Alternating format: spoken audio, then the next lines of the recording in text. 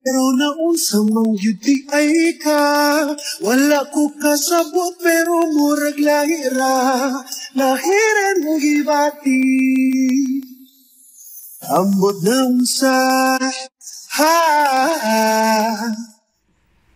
Maymay Entrata, may pasilip sa kanilang road trip ng kanyang special someone na si Aaron. Bago natin simulan, ako pumuli si Josepa dito sa Josepa, anong latest na naghatid sa inyo ng mga trending topic tungkol sa inyong mga favorite celebrity update. Sa latest update nga ni Maymay Entrata sa kanyang IG story ay shinare nga ni Maymay ang kanilang road trip ni Aaron na kanyang special someone. At talaga namang kitang-kita ang kasayahan sa dalawa habang sila ay nagro-road trip. Pero naunsa mang yudi ay ka, wala ko kasabot pero murag lahira, lahiran mo gibati. Ambot na unsa, ha.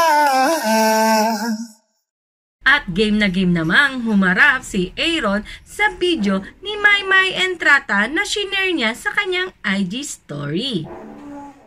Pero naunsa mang yudi ay ka, wala ko kasabot pero murag lahira, lahiran mo gibati.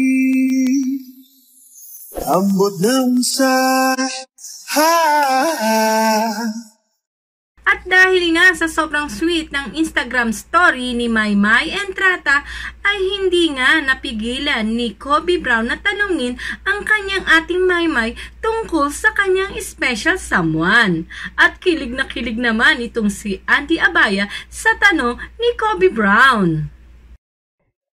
Ate May, pero speaking of you being kilig, kinikilig ako din sa nakita ko kasi sa mga stories mo. Alam niya! I was like, ano to, damay-damay? Back to me? Ano yan eh? Guys. Ate May, pero, speaking of you being kilig, kinikilig ako din sa, nakita ko kasi sa mga stories mo. Alam niya! I was like, ano to, damay-damay? Back to me? Ano yan eh? Guys. Talaga namang lantara na ang pagpapakilala at pagpapakita ni Maymay Entrata sa kanyang special someone. Kayo mga kamarites, ano ang inyong masasabi sa latest update ni Maymay Entrata sa kanyang Instagram story? I-comment nyo na yan at huwag kalimutang mag-subscribe, i-click ang ring button para lagi kayong updated sa mga latest video ko. O paano mga kamarites, hanggang sa susunod na mga trending topic, hanggang sa muli, paalam!